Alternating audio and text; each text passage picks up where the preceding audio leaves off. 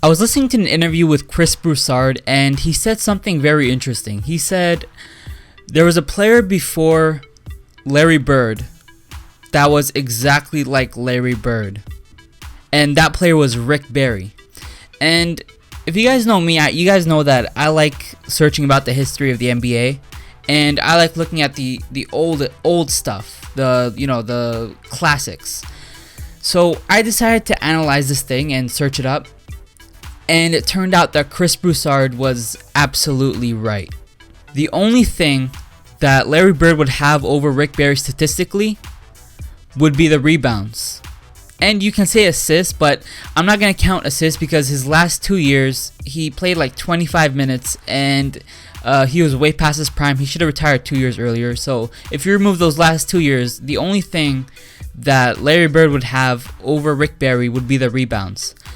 So I was shocked that I've heard of him, but I never really understood how great he was. And I'm sure a lot of people that are watching this also know that you guys have probably heard about him, or know a little bit about him, but you guys didn't know that he was this good. But I remind you guys, he played in an era with Bill Russell, Wilt Chamberlain, Jerry West, and I think a little bit of Kareem, which is probably why you've never heard of him.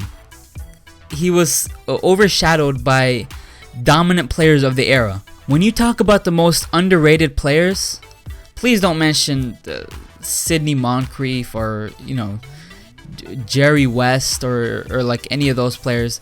The only player that I think would compare a little bit to Rick Barry would be Scottie Pippen, because Scottie Pippen was the greatest perimeter defender of all time, and he led the Bulls to 55 wins after Michael Jordan got them to 57 wins. So he still kept them in that championship contending position even after Michael Jordan left. So that's the only player that I can say kind of compares to the underrated factor. But when you talk about Rick Barry, one season he averaged 35.6 points and 9.2 rebounds. That's insane. If anybody were to average that today, they would be MVP. He was literally Larry Bird before Larry Bird. The shooting, the efficiency, the passing, the rebounding, and definitely the scoring.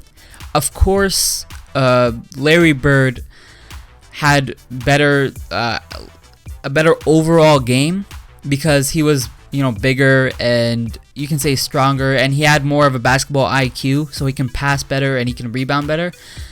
But if you move championships out of your mind and just look at somebody's game, Rick Barry's up there with the greats. Think about this. He's never ever won an MVP, and he's only won a championship one time. That's probably the reason why you never heard of him, because today's day and age, we only care about how many rings somebody has, which is a logical fallacy that we judge somebody's career based on how many rings he's had. Some people consider Bill Russell as one of the greatest, if not the greatest player of all time, because he has 11 championships. But when you look at his stats, he averaged like 15 points and 20 rebounds. Might I remind you, he played in an era full of people that smoked cigarettes at halftime, who were unathletic and couldn't even jump an inch. He had to grab all of the rebounds unless the ball didn't come to him. So when you talk about the rebounds, he wouldn't have averaged nearly as much in today's day and age. But he won 11 championships, so he's the greatest of all time, if not top 5. Next time you mention underrated players, don't mention Sidney Moncrief or Damian Lillard or Kawhi Leonard or any of those players. The only two that you should be mentioning is Scottie Pippen and Rick Barry, because those are the only two that have really been underrated.